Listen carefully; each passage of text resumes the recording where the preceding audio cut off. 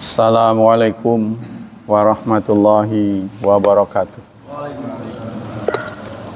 Innal hamdalillah nahmaduhu wa nasta'inuhu wa nastaghfiruh wa na'udzu billahi min syururi anfusina wa min sayyiati a'malina.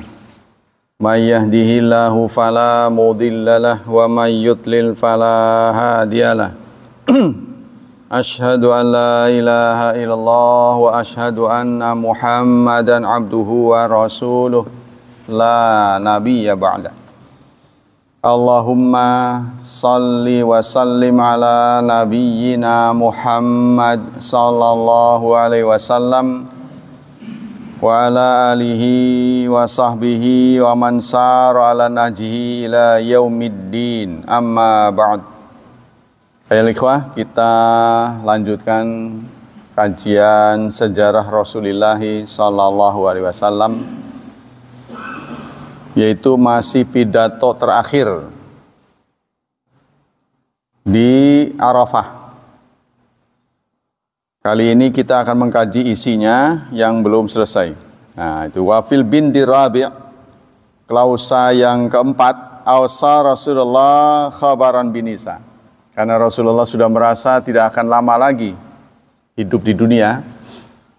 Jadi beliau berpesan, kemarin sudah disampaikan ya kesimpulannya dalam Haji Wada. Apa tuh? Pertama tentang apa? Tentang anna muslim akhun li muslim. Setiap muslim bersaudara, ya. Kita ingatkan lagi. Yang kedua, inna likulli syai'in, semua urusan jahiliyah selesai sampai di sini. Nah. Ya, kemudian yang ketiga tentang yang haram. Kata beliau, tatabuqi zaman idza kamal ismil ashuril hurum. Nah, ini adalah bulan haram, ini adalah tanah haram dan sebagainya. Dan yang sekarang yang keempat tentang perempuan. Rasulullah berwasiat tentang perempuan, wa aqada fi kalimatin mukhtasarah, karena pada waktu itu pada alam jahiliyah status perempuan itu amat hina. Perempuan ditempatkan sebagai aksesoris hidup, pelengkap hidup. Ya, hampir semua pesta itu selalu dilengkapi dengan perempuan. Gimana pesan Rasulullah terhadap perempuan?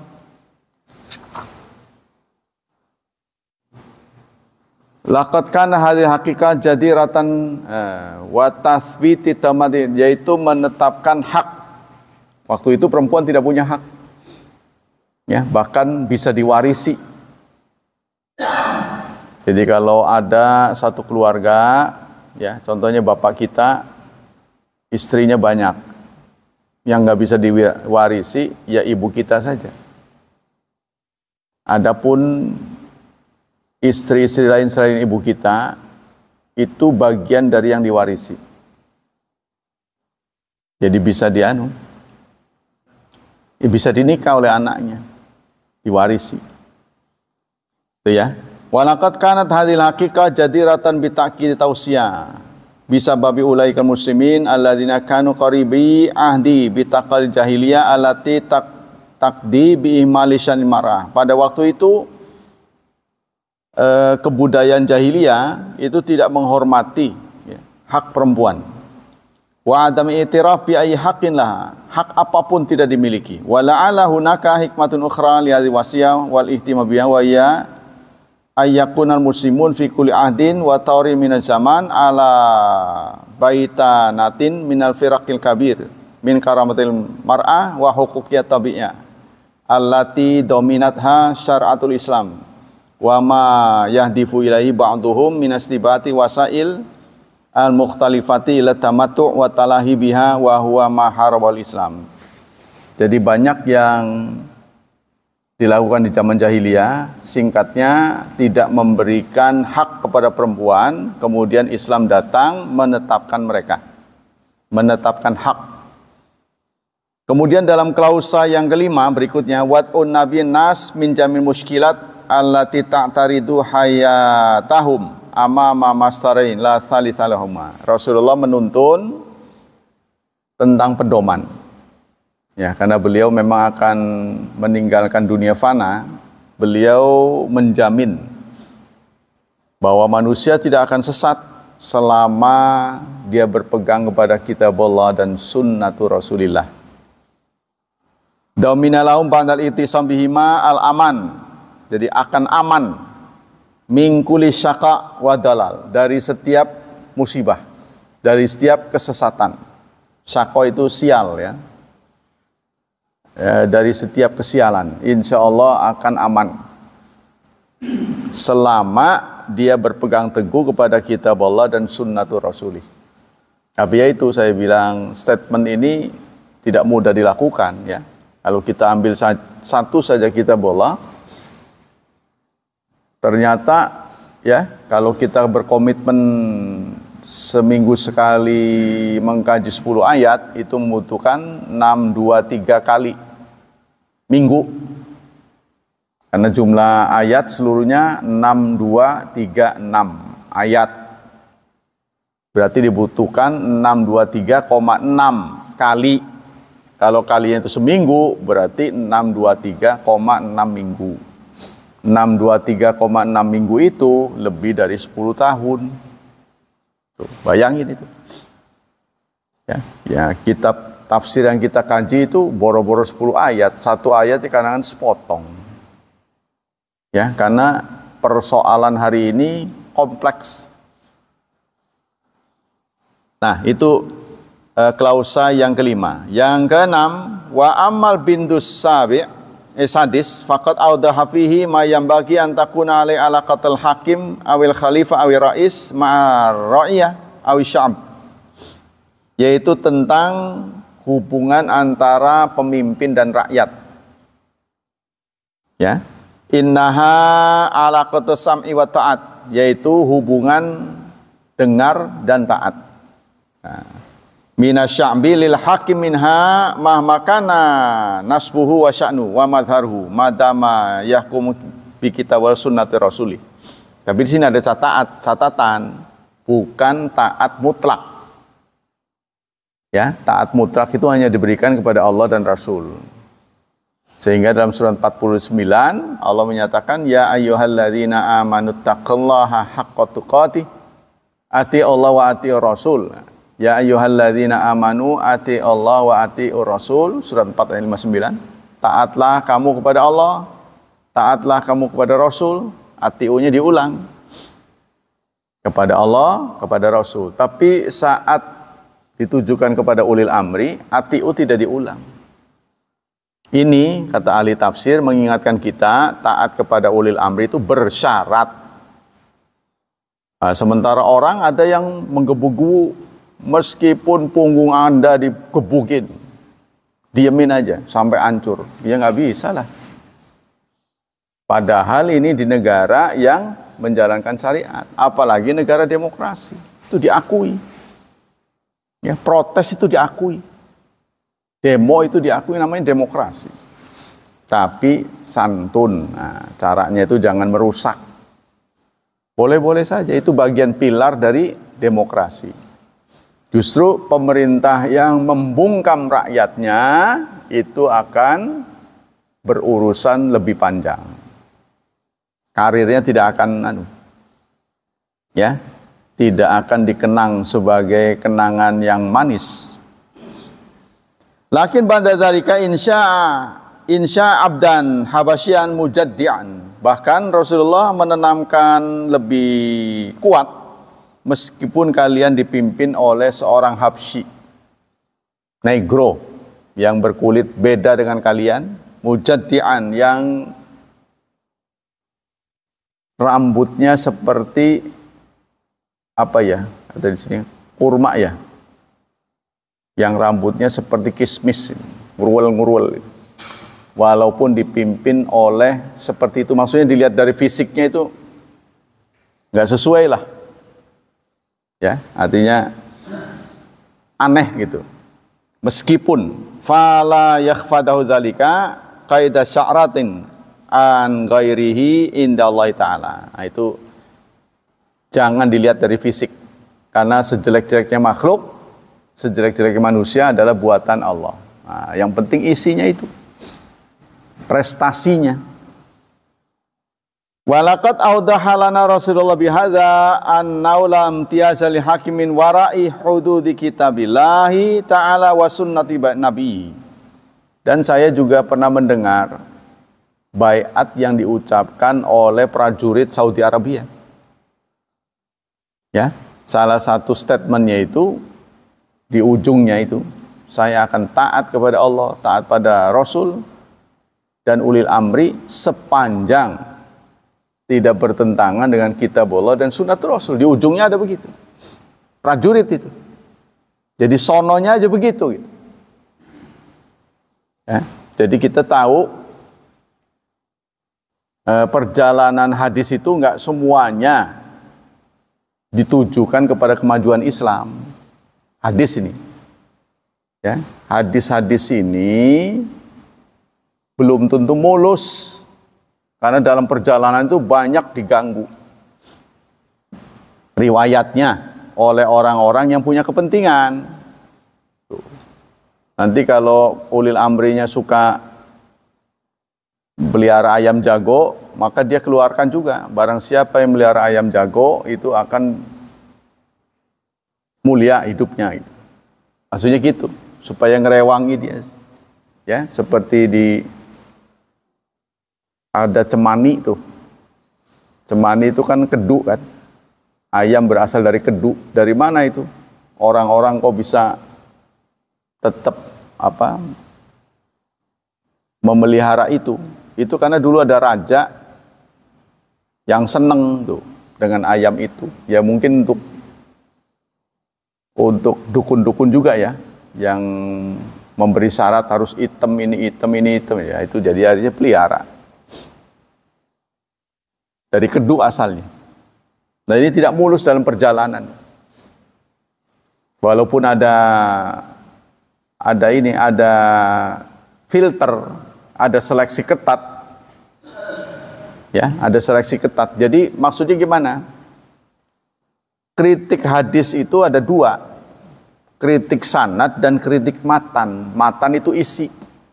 Sanad itu bisa dilihat dari orangnya, ya. Kredibilitas perawinya. Udah tuh contohnya ACC ya.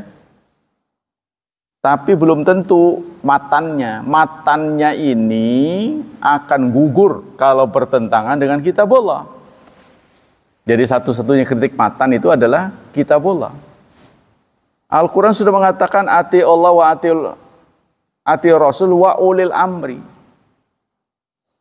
Dalam Ibnu Katsir dijelaskan, waktu turun ayat itu ada ekspedisi perang.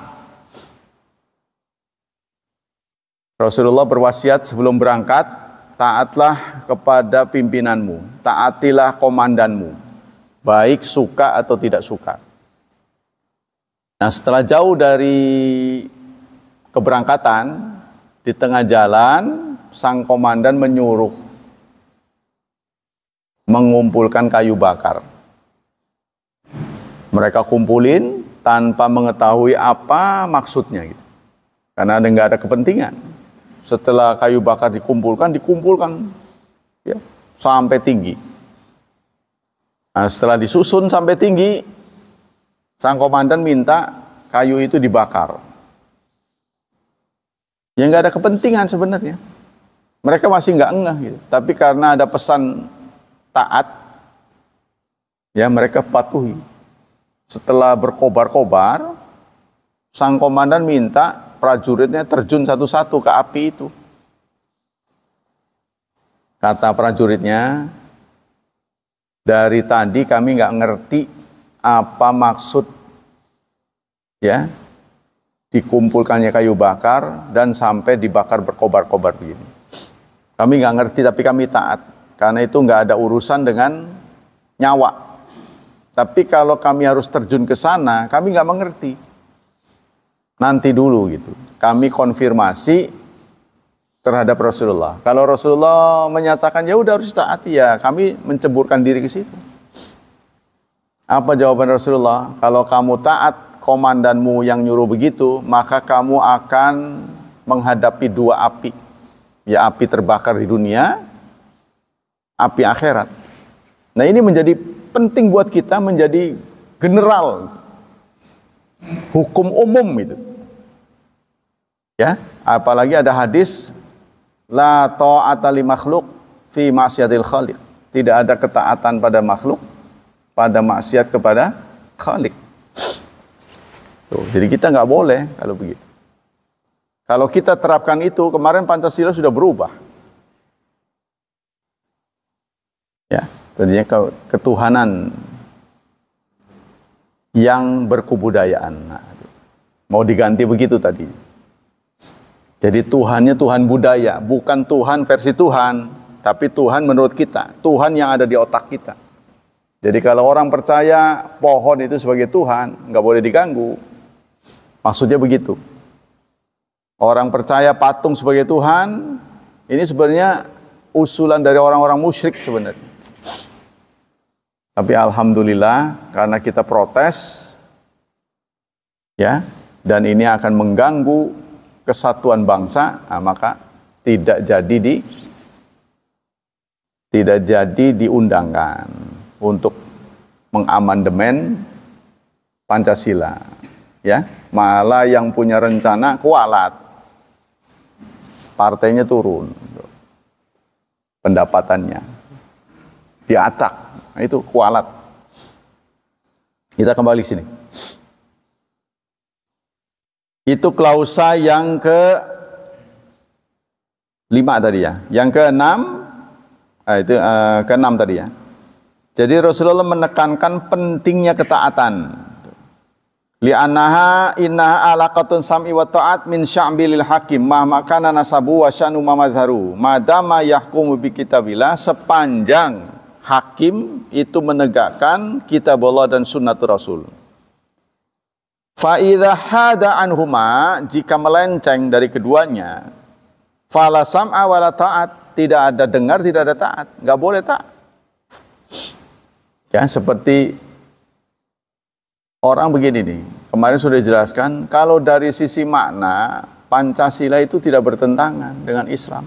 Tidak ada satu butir pun dari sila-silanya bertentangan. Tapi kadang-kadang ditafsirkan oleh pemerintah berbeda. Tafsirannya ini. Ya, dalam perjalanan rejim A menafsirkan begini, rejim B menafsirkan begini, seenaknya saja. Tuh, makanya ini harus betul-betul diikat dengan komitmen. Jangan sampai ada perubahan. Ya. Awil khalifah awil rais ma'a ra'iyah. Nah, itu ya. Fala manata liwula'il hakim wa darurat tibaihi ila sayasiru ala najil kitab wa sunnah. Maka tidak ada urusan ya kepada wala, artinya berwala kepada hakim, maksudnya solider, loyal, ya,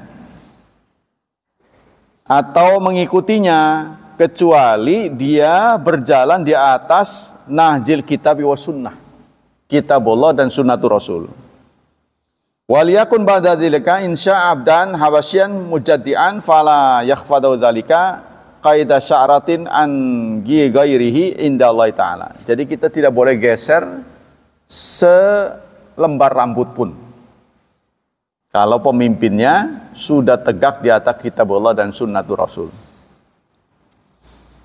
Walaqad awdahalana Rasulullah bihadza lam tiyazal hakim min wara'i hududillah wa sunnati nabi wa la yumkinu li hakimiyatihi an tarfa'u qada sya'ratin fawqa mustawal manhaj wal hukmul islami idh huwa fil haqiqati laisa bihakim wa la yatamatta' bi ayyi hakimah hakikiyah walakinnahu aminun min qibal muslim ala tanfidhi hukmila. Jadi kita tidak boleh membeda-bedakan hakim dilihat dari sisi hakimnya. Yang penting hakim itu menjalankan kitab Allah. Wa min huna lam tata'araf syariatul islamiyah ala syai'in mimma yusamma bil hasanah awil tiamzati awil imtiyazati litabqati ma bainal muslimin fi syu'unil hukmi awil qanuni wal qada. Nah, ya. Wa fil khitam yash'uru Rasulullah anna akhraja mas'uliyat da'wah wa tablighaha. Nah, pada suatu titik Rasulullah merasa semua yang menjadi tugas beliau sudah tersampaikan. Ya, soal perempuan sudah, soal ketaatan sudah. Faha huwal Islam qad intasyara, inilah Islam sudah menyebar. Dimulai dari keluarga kecil, Nabi Muhammad, istrinya, kawan-kawannya terus nyebar. Wahahya dzi dalalatil jahiliyah wa syirki qad tabaddadat. Islam mampu mengubah jahiliyah yang sudah mengakar sedemikian lama. Wahahya dzi ahkami syariah ilahiyah qad bullighat, dan diganti dengan syariat Islam. Wa ma huwa dzal wahyi yanzilu alaihi yaqulu ta'ala mukhatiban bashar kullahum. Nah, kemudian turun surat 5 ayat 3. Ya, Allah menurunkan ayat al yauma akmaltu lakum dinakum. Pada hari ini aku sudah sempurnakan buat kalian agama kalian. Wa atmamtu alaikum ni'mati, dan aku sudah tamatkan ya buat kalian nikmatku. Wa raditu, dan aku ridha lakum untuk kalian Islam, ridha terhadap Islam, dinan sebagai agama. Ya, firman Allah surat 5 ayat 3. Kata sempurna dalam Al-Qur'an ini disebut dengan dua kata. Pertama akmal, yang kedua atmam. Ya. Akmal dan atmam. Maksudnya apa? Setelah turun ayat ini, apakah tidak ada lagi ayat Quran yang turun? Masih ada, cuma tidak ada muatan hukum. Jadi dari sisi peraturan, setelah turun ayat ini selesai sudah. Nanti ada lagi ayat yang turun setelah ini, ya, yaitu mengingatkan semuanya. Wattaqu yauman fihi turja'una ilallah. Takutilah suatu hari yang kelak kalian akan dikembalikan pada Allah. Nah, itu baru setelah ayat itu turun, tidak turun lagi, Rasulullah semakin meningkat sakitnya, ya, keluhan-keluhannya semakin meningkat, nah, berakhir dengan wafatnya Rasulullah sallallahu alaihi wasallam. Walakinnahu sallallahu alaihi wasallam yuridu ayat ma'ina ila syahadati ummatihi bidzalika amamallahi ta'ala yaumil qiyamah indama yus'alun. Tapi Rasulullah ingin mendapatkan keyakinan. Sebelum beliau meninggal dunia, beliau ingin mendapat keyakinan apakah ya amanat Allah yang ditugaskan pada beliau betul-betul sudah diterima. Kalau dari beliau kan sudah, ya. Tapi orang keduanya ini umat ngaku enggak? Fa'aqaba tausiyati hadi lahum bi anna dafihim qailan innakum satus'alun. Kata Rasulullah, sabda Rasulullah, kelak kalian akan ditanya tentang aku. Tuh, ya. Rasulullah perlu memastikan sebelum meninggal. Fama antum qailun, apa yang kalian akan katakan nanti kalau ditanya tentang aku? Ya, kalau Allah bertanya, bagaimana Anda melihat Rasulullah? Integritas Rasulullah seperti apa? Nah, itu Rasulullah ingin dengar. Wartafat aswat min hauli tusarikh nashhadu annaka qad ballagta. Dengan keras, ya, suara secara aklamasi meneriakan, kami bersaksi bahwa engkau sudah menyampaikan. Wa addaita, dan sudah melaksanakan. Wa nasahta, dan Anda sudah menasihati. Wa hina idzin, saat Rasulullah menerima pernyataan seperti itu, testimoni seperti itu, itma'anna Rasulul Azim, beliau pun hatinya tenang. Sudah selesai berarti. Tuh. Laqad kana yuridu yastawthiqa min hadhihi syahada allati sayalqa biha wajha rabbi wa laqad idmana habibul azam idzaka wa sya'sha'a ridha fi ainaihi. Setelah beliau mendapat testimoni seperti itu, ya, dan hati beliau pun menjadi tenang, maka terpancar pada mukanya sumringah. Nah, ketika umat mengatakan, kami bersaksi, engkau sudah menyampaikan, engkau sudah melaksanakan, engkau sudah memberi nasihat. Kemudian wa nazara bihi ilal a'la. Beliau melihat ke langit, mendongak. Musyiran bisababatihi, dan mengangkat telunjuknya. Ya, begini. Summa ilan nas yaqul. Kemudian beliau memandang setelah melihat mendongak ke langit, lalu melihat ke rakyatnya. Lalu beliau berteriak, Allahumma ashhad, Allahumma ashhad, Allahumma ashhad. Ya Allah, persaksikanlah. Ya Allah, persaksikanlah. Allah persaksikanlah. Ya, singkatnya, ya Allah, saksikanlah. Mereka juga sudah ngaku selesai. Aku sudah melaksanakan, aku sudah menasihati. Wa ya ma'a'zamaha min sa'adah. Alangkah bahagianya Rasulullah. Sa'adatu Rasulillah bisyababatihi alladhi ablahu Umar. Yaitu kebahagiaan yang diterima Rasulullah, ya, sejak remaja. Nah, jadi tidak ada kebahagiaan yang beliau terima sejak remaja kecuali kebahagiaan tadi, pengakuan. Ya. Yang beliau habiskan umurnya amdau fi sabili nasri syariat Rabbi, untuk menggelar syariat, untuk menjalankan syariat, untuk menyebarkan syariat. Ya, hari-hari dari hidup beliau dipenuhi seperti itu. Kemudian di ujungnya diakui sebagai orang baik, sudah nyampein, sudah nasihat, sudah melaksanakan. Ya sama dengan pertanggungjawaban gitu ya. Nah, kalau seorang presiden tuh mengeluarkan pertanggungjawaban di hadapan MPR kan, sidang, pleno. Nasra syariat Rabbihi, fi sabili nasri syariati Rabbihi, yaitu dalam mempublikasikan syariat Tuhannya. Wa dzalika hina ma yanzuru fayara hasilatal juhdi alladzi qaddama wal umra alladzi buddila. Beliau tersenyum puas, ya, ketika kerja keras beliau sejak remaja diakui. Aswatan tartafi'u wa ta'uju bi tauhilillah wajibahan ta'nu sajidatan lidinillah wa quluban khifaqatan tajishu bi hubbillah. Jadi suara aklamasi, ya, yang mengakui kami, engkau sudah sampaikan, engkau sudah laksanakan, engkau sudah, itu suatu pengakuan, ya, yang sangat menggembirakan Rasulullah. Terlihat sekali wajahnya sumringah. Alama as'ada habiballah idzaka bi dzikra ma laqiyahu min zahril hawajir.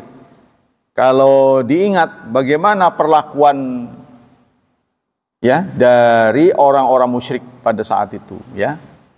Beliau menyakiti, beliau disakiti, beliau dipukul, beliau disambit, beliau dianiaya, bahkan mau dibunuh. Nah, tapi sekarang berakhir dengan pengakuan kesuksesan. Wa gha'adza bi sukhriya wal idza fi sabili hadzal iman alladzi syadahu fawqa ardillah faltaqtahil bihi ainaka ya sayyidi sa'adatan wa surran. Seakan-akan beliau menggunakan celak. Nah, celak mata ini dengan kebahagiaan.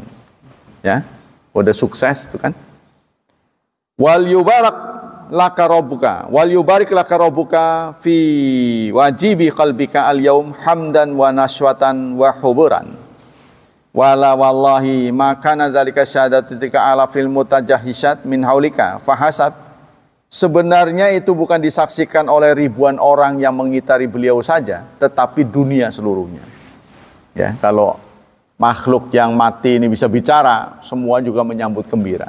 Pohon-pohon, batu semua menyambut gembira. Walakinnaha syahadatul muslimin fi kulli jilin wa asrin ila ayarithallah arda wa man 'alaiha tu'linu bilisani halihi wa maqalana nashhadu ya Rasulullah annaka qad ballaghta. tetapi teriakan ini selalu menggema sampai hari kiamat. Ya. Itu pertama yang di testimoni pertama ya dari masyarakat luas yang menyatakan engkau sudah menyampaikan, engkau sudah melaksanakan, engkau sudah melaksanakan, sudah menasihati. Ya, engkau sudah menyampaikan, engkau sudah melaksanakan, engkau sudah menasihati. Ini bergema sampai hari kiamat. Sampai kita sekalipun sekarang mengakui ya betapa apa yang disampaikan oleh Rasulullah itu komplit. Kalau kita jalankan saja, maka kita akan sukses. Tapi sayang, banyak orang yang tidak mengerti. Itulah, wallahu a'lam. Masih panjang soalnya. Jadi nikmat yang terindah, nikmat yang tertinggi itu kehadiran Rasulullah. Ya, cuma kita ini umatnya membre. Belajarnya kurang semangat. Boro-boro mengamalkan, belajarnya saja berkurang. Sekarang kita lanjutkan dengan wawasan Nusantara, yaitu tentang Islam dan kebatinan. Islam dan kebatinan. Bagaimana hubungan Islam dan kebatinan? Arti kebatinan. Kebatinan berasal dari kata batin. Ya, batin itu bahasa Arab sebagai lawan dari zahir. Batin artinya yang di dalam atau yang sebelah dalam. Lahir artinya di luar atau yang sebelah luar. Ini berarti kata kebatinan itu timbul pada zaman Islam. Karena diambil dari kata Islam. Yakni zaman terakhir dalam sejarah kebudayaan Indonesia. Profesor Haji Muhammad Joyodiguno mengatakan aliran kebatinan di Indonesia dapat dibeda-bedakan dalam 4 golongan. Ya, di zaman akhir periode Orde Baru mengemuka ya kebatinan ini. Jadi kejawen. Pertama, golongan yang hendak menggunakan kekuatan gaib untuk melayani berbagai keperluan manusia. Golongan ini ialah yang mementingkan ilmu gaib. Jadi ada seminarnya, seminar ilmu gaib. Yang kedua, golongan yang berusaha untuk mempersatukan jiwa manusia dengan Tuhan selama manusia itu hidup, agar dengan demikian manusia dapat merasakan dan mengetahui hidup yang baka sebelum manusia itu mengalami mati. Jadi ketakutan terhadap hidup setelah mati. Yang ketiga, golongan yang berminat mengenal Tuhan dan menembus dalam rahasia paran sangkaraning dumadi. Paran sangkaning dumadi. Nah, yaitu dari mana hidup manusia ini dan kemana hidup ini akhirnya pergi. Yang keempat, golongan yang berhasrat untuk mencapai budi luhur di dunia ini serta berusaha menciptakan masyarakat yang berdasarkan saling harga menghargai dan cinta mencintai dengan senantiasa mengindahkan perintah Tuhan. Tuh, jadi ada 4 kebatinan. Kongres Kebatinan kedua tahun 56 di Solo telah memutuskan dan meresmikan suatu definisi. Nah, jadi ada kongresnya pada tahun 56. Apa itu kebatinan? Kebatinan adalah sumber asas sila ketuhanan yang Maha Esa, katanya. Untuk mencapai budi luhur guna kesempurnaan hidup. Latar belakang sejarah kebatinan, sikap orang Jawa. Ini berasal dari Jawa, ya, Tengah dan Timur, yang menganut agama Islam terhadap agama Islam pada garis besarnya ada 3. Jadi sikap orang Jawa terhadap Islam ada 3. Pertama, kaum mutihan. Ya, diambil dari kata putih. Yaitu kaum yang berpegang teguh kepada ajaran Islam. Mutihan mungkin berasal dari kata putihan. Tapi boleh jadi mutihan itu berasal dari kata muti'an. Artinya orang yang taat. Ya. Kemungkinan besar kata di sini muti'an, yang artinya orang yang taat. Gerakan pembaharuan di kalangan Islam mutian ini ditandai dengan didirikannya Muhammadiyah. Nah, Muhammadiyah itu gerakan muti'an pada tahun 1912.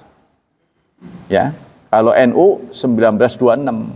Jadi dari sejarahnya sebenarnya yang lahir duluan tuh Muhammadiyah, lebih tua Muhammadiyah. Pada tahun 1912 di Yogyakarta oleh Kiai Haji Ahmad Dahlan. Kemudian dalam bidang politik mereka memasuki Masyumi. Jadi wadah politiknya Masyumi. Yang kedua, kaum Abangan. Ya. Kaum Abangan ini yaitu kaum yang tidak berpegang teguh kepada ajaran Islam. Abangan mungkin berasal dari kata abang atau merah. Bukan abang Tanah Abang, bukan. Abang kakak, bukan. Abang itu merah. Kemungkinan pula berasal dari kata abaan. Abaan itu menolak. Aba wastakbar, kan? Seperti yang diceritakan Allah tentang iblis, ya. Aba. Nah, boleh jadi abangan itu diambil kata aba, yang menolak. Yang berarti pembangkangan, ketidaktaatan. Pembaharuan di kalangan Islam Abangan ini ditandai dengan didirikannya taman siswa. Tuh, ya. Pada 1922 oleh Ki Hajar Dewantara. Kemudian dalam bidang politik pada umumnya mereka memilih partai nasional. Itu asal mulanya. Ya, jadi di Indonesia itu ada gerakan pendidikan itu ada dua, ya. Yaitu Serikat Dagang Islam yang duluan sebenarnya, tapi nggak diakui secara nasional. Karena itu hari nasional itu kan selalu merujuknya ke taman siswa ini, ya, yang digagas oleh Ki Hajar Dewantara. Apa itu semboyannya?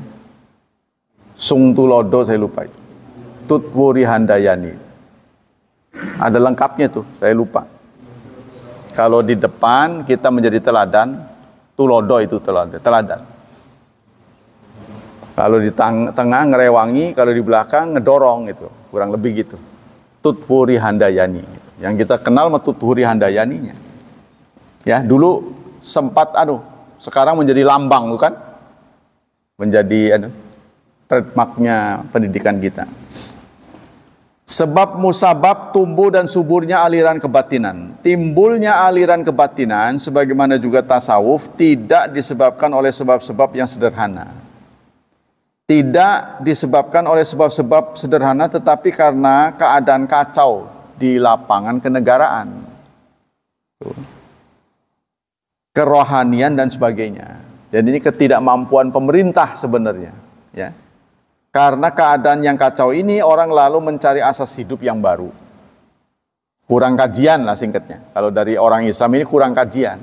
Karena dulu ada strategi Belanda, ya, melarang terjemah dulu. Jadi terjemah itu sampai disuarakan oleh kiai, haram hukumnya. Terjemah, ya, terjemah bahasa apa saja. Jadi Quran itu harus bentuknya Quran bahasa Arab. Apa tujuan dibalik fatwa mereka itu?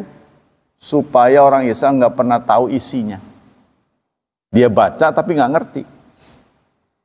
Maka dulu itu ngaji orang tuh begitu, baca Quran terus. Ya, yang menyuarakan gitu bukan orang anti Islam, malah kiai-kiai. Makanya saudara tidak heran keberadaan terjemah itu kadang-kadang masih ada di pesantren-pesantren itu, kiai-kiai memberi fatwa haram sehingga disobek. Saya juga pernah ngalamin, ya, di usia saya ini pernah ngalamin. Jadi keberadaan terjemah itu yang haram. Nah, kita lanjutkan. Sering pula disebutkan terutama para penganut aliran kebatinan bahwa tumbuh suburnya aliran kebatinan disebabkan agama-agama yang ada, baik Islam, Kristen, Katolik dan lain sebagainya, tidak membuktikan menjadi suatu benteng kekuatan moral. Jadi hanya klise, hanya diomongin saja. Umat tidak pernah berubah. Latar belakang sejarah tentang bipolarisasi antara Muslim Mutian dan Muslim Abangan turut melatari tumbuh dan suburnya kebatinan. Aliran kebatinan tumbuh subur di kalangan umat Islam Abangan. Hamka mencatat antara lain bahwa tumbuh suburnya aliran kebatinan karena kelalaian kaum muslimin tuh. Ya kan? Yang mutihan, yang selalu menyibukkan diri bertengkar dengan kaum sesamanya dalam bidang khilafiyah. Ribut di situ tuh. Jadi mana yang ada strategi pihak ketiga yang mengadu domba kita supaya ribut dalam bidang bid'ah apa gitu. Jadi sibuk begitu aja. Ya, tidak sibuk untuk mewarnai hidup ini dengan ketaatan.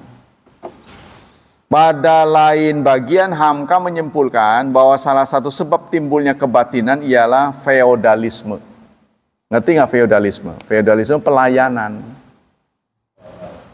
Feodal, gaya feodal. Jadi orang menganggap menjajah itu, kemerdekaan orang lain. Jadi orang diarahkan supaya melayani dia. Ya, kalau di keraton itu berarti ada abdi dalam. Ya pengabdi-pengabdi gitu. Padahal manusia semua setara. Beberapa literatur tentang kebatinan. H.M. Rashidi, Menteri Agama pertama, mencatat 4 buku yang dianggap beliau sebagai literatur kebatinan. 4 buku besar. Ya, kitab sucinya kebatinan nih. Pertama, Centini. Yang kedua, Darmo Gandul. Yang ketiga, Gatoloco. Yang keempat, Hidayat Jati, karangan Ronggo Warsito. Oh, yang ramalannya itu katanya jitu. Nah, masih suka disebut dia di internet.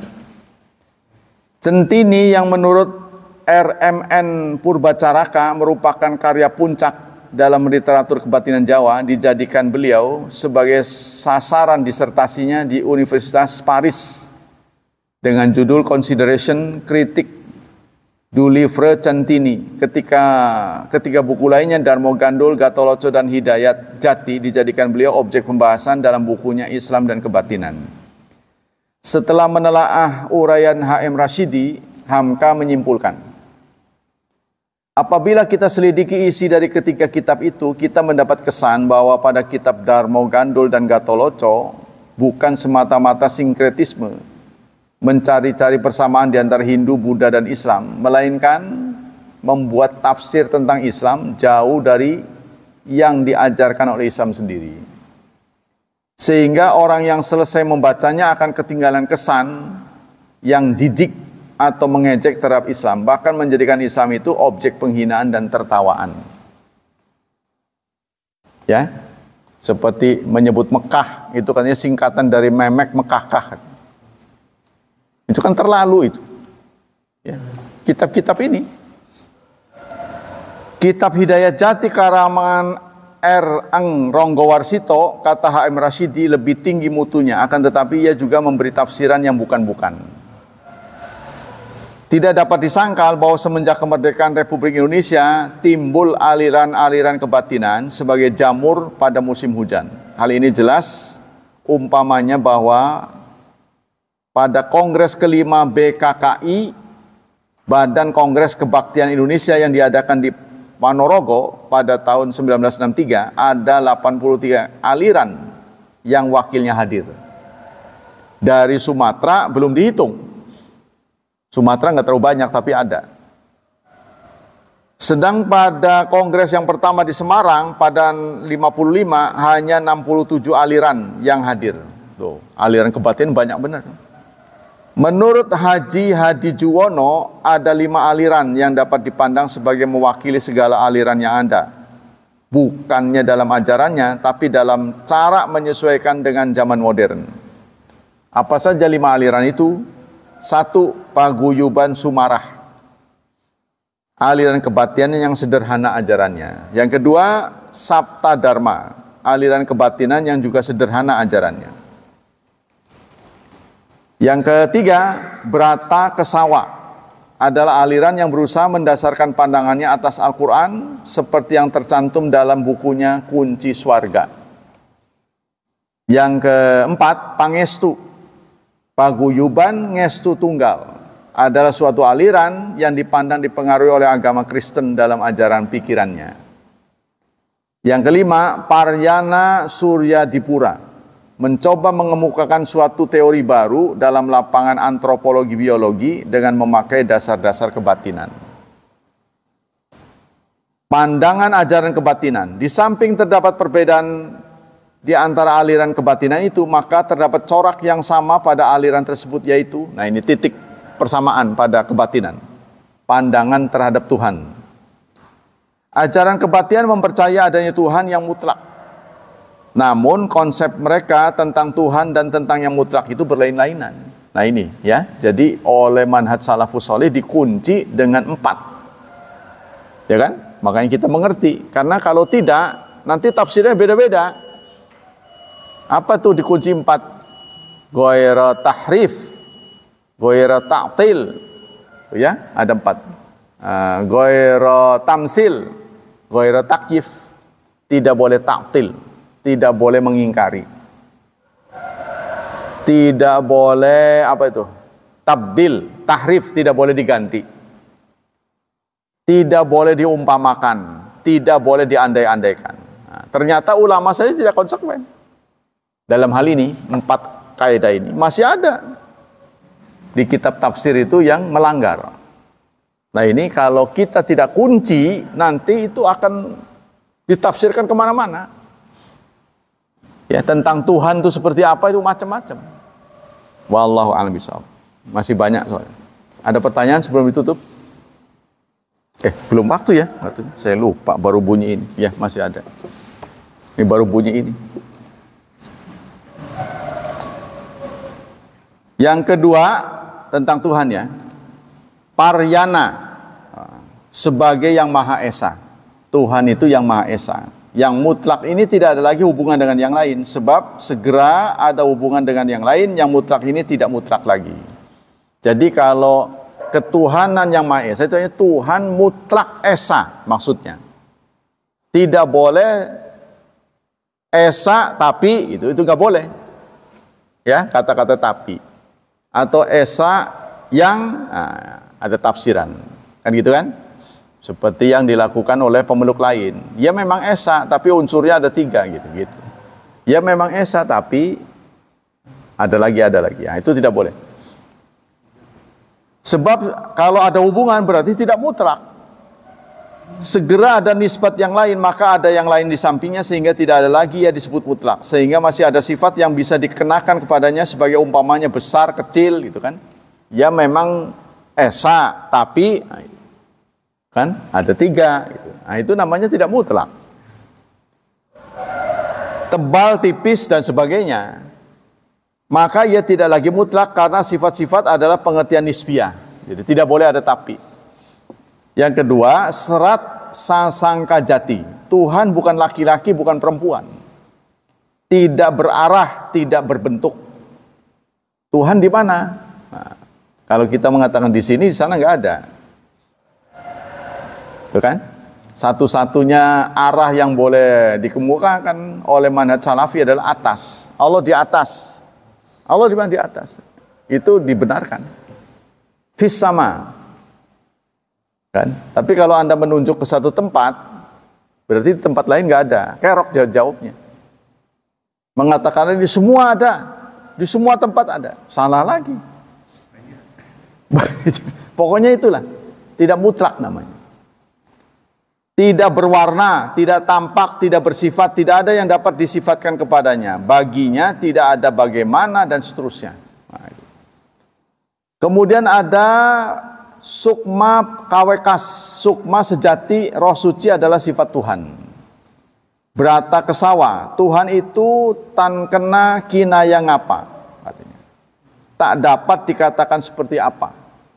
Tanpa zaman, tanpa makan, tanpa arah, tanpa tempat, dan seterusnya.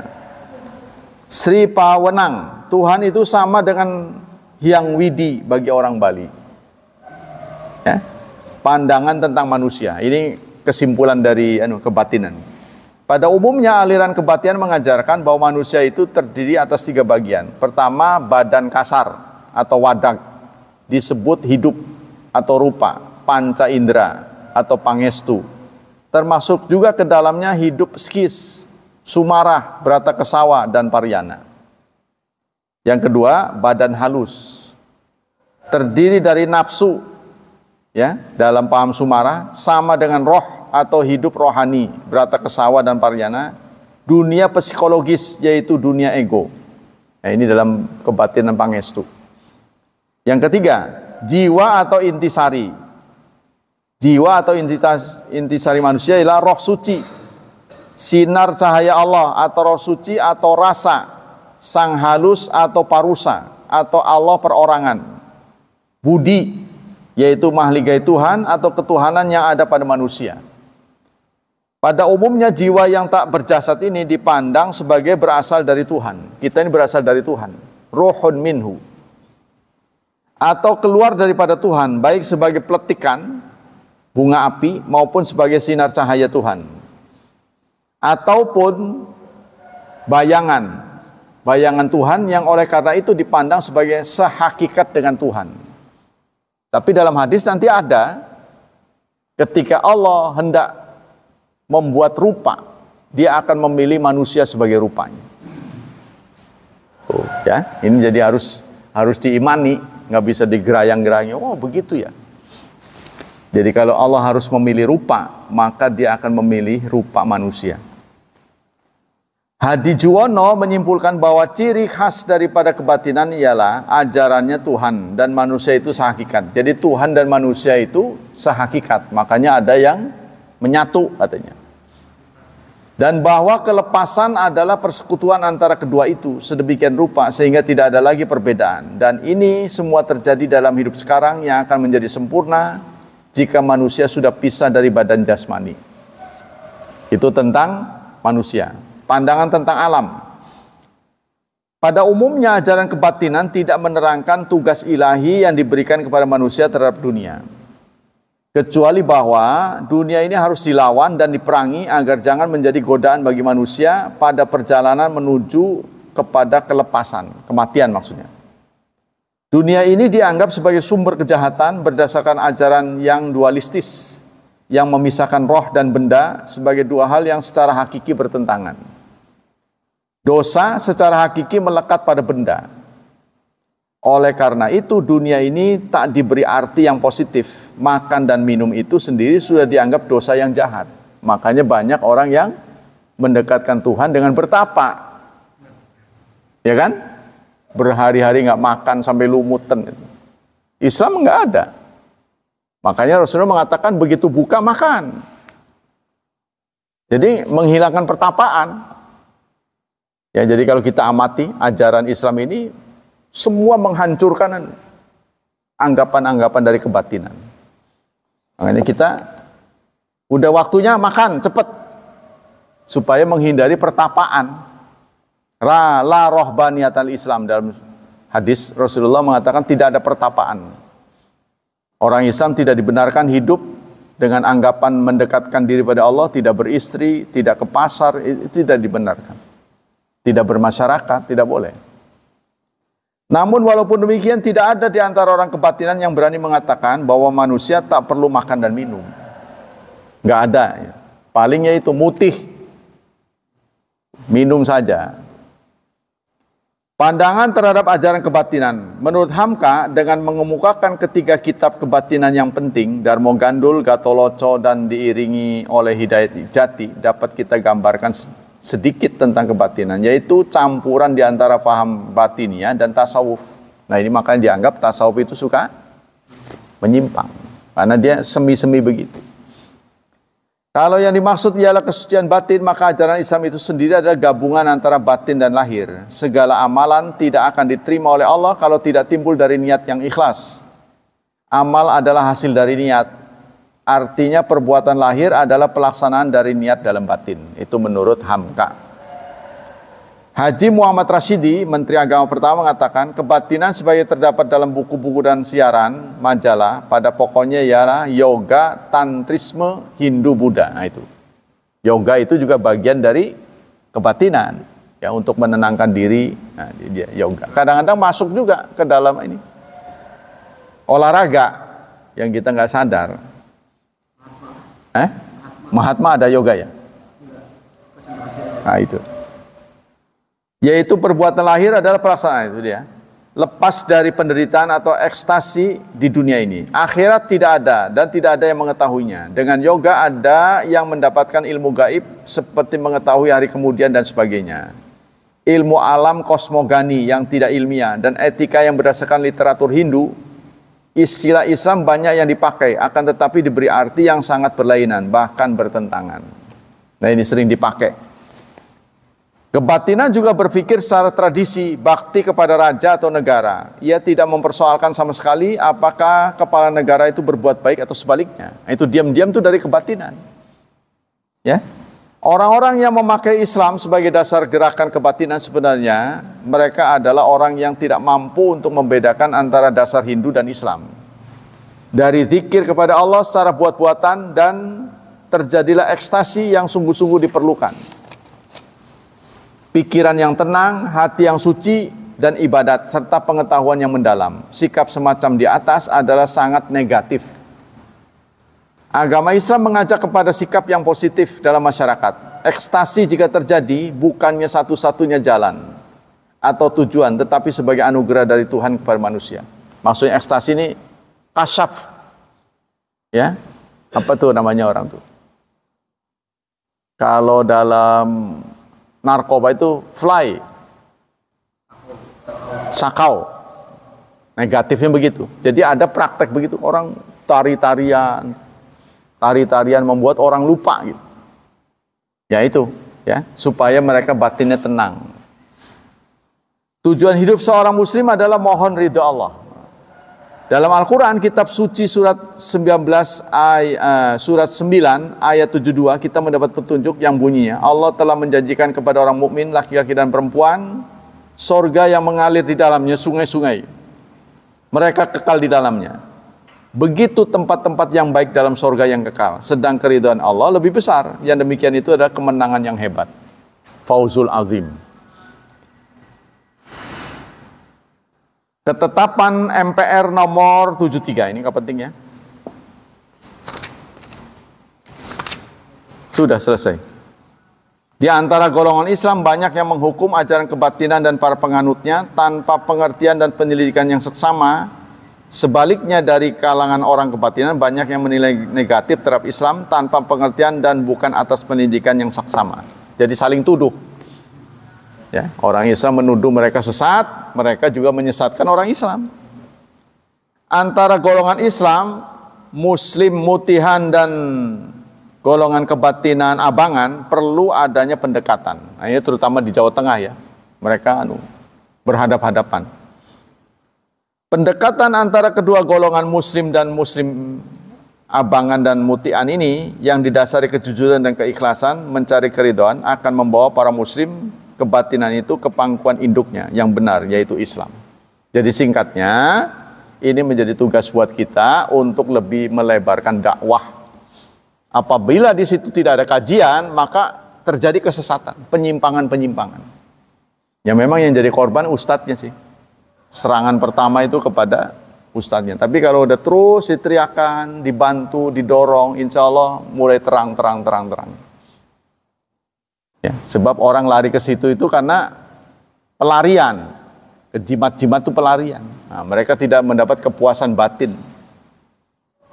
Tergantung orangnya. Orangnya kuat enggak? Kalau orangnya nggak kuat, ya sebaiknya jangan. Berbahaya. Ya, iya, kebawa nantinya. Teman-teman saya banyak yang nggak kuat, bukan saja mereka gila, mati. Ya, artinya mereka akhirnya bunuh diri. Bunuh dirinya dengan cara ajarannya itu, makan beling, makan paku, tetanus, mati. Ini orang apa itu? Pengarengan. Udah tamat itu sarjana. Yang satu lagi cerdas, justru yang pelaku-pelakunya orang cerdas. Jadi nggak kelampahan. Ya, lama-lama dia sedeng, sinting, miring. Di Rangkas, kalau kita dari sini mau ke Rangkas, itu ada perempuan yang ngaku menguasai ilmu kebatinan. Justru yang datang ke sana tuh banyak orang berjubah. Banyak orang berjubah minta ke dia. Kalau menurut sejarahnya si perempuan ini itu masih teman mertua saya. Nah, mertua saya bilang waktu dia sebelum begitu itu suka ngambilin makanan di sampah. Jadi memang orang sinting. Kemudian dia ngaku bisa gitu. Tapi ya banyak juga muridnya. Ya, jadi orang yang nyimpang-nyimpang ini kadang-kadang didorong oleh setan supaya laris. Nah itulah ya. Jadi sebenarnya kalau kita teliti, orang yang datang ke situ itu hendak mencari jalan keluar, tapi nggak ketemu. Paleng dia, pusing, deadlock. Nah itu dia cari. Cinta ditolak, dukun bertindak, antara lain kata-kata itu. Itu kan berarti salurannya ke situ. Jadi kalau ditanyakan hukumnya gimana, tergantung orangnya. Kalau orangnya kuat nggak ada masalah. Tapi kalau nggak kuat sebaiknya jangan. Alih-alih dia bisa menasihati sang dukun, malah dia yang menjadi dukun baru. Menjadi dukun baru nanti. Tergantung rejim sih. Karena pada waktu itu, kalau menurut saya, Pak Harto sendiri penganut kebatinan. Jadi dia mencari apa ya? Mencari pengabsahan gitu. Kan nama-nama gedung tuh dibuat Jawa semua, Jawanisasi, ya kan? Gedung apa tuh peresmian pakai Jawa semua. Nah, kemudian di masa akhir-akhir beliau turun, mendekati turun itu belum banyak sadar ketika beliau bersentuhan dengan Pak Habibie. Kan Pak Habibie muslimnya baik. Dia mulai banyak sadar. Jadi yang ngomong ini kurang ke beliau itu. Karena kebiasaan orang itu adalah penjilat. Bukan pemberi masukan. Pak, sebaiknya jangan begitu, jangan begitu. Itu jarang. Ngikut aja. Sehingga beliau begitu. Gitu Pak. Jadi banyak oleh penguasa. Jadi warna penguasa itu turut mewarnai keberagamaan. Ya. Demikianlah. Ada lagi? Cukup ya? Demikianlah kajian pagi ini. Jadi kita harus tahu wawasan kebangsaan kita supaya kita tahu sejarahnya. Semoga Allah melipat gandakan pahala kita. Semoga Allah tetap berkenan melindungi dan menyelamatkan kita dari wabah dan fitnah, dari syubhat dan syahwat. Dan semoga Allah memudahkan hidup anak-anak kita, memberkahi mereka, serta membimbing untuk menjadi hambanya yang saleh dan salihat. Subhanakallah wa bihamdik asyhadu an la ilaha illa anta astaghfiruka wa atubu ilaik. Wassalamualaikum warahmatullahi wabarakatuh.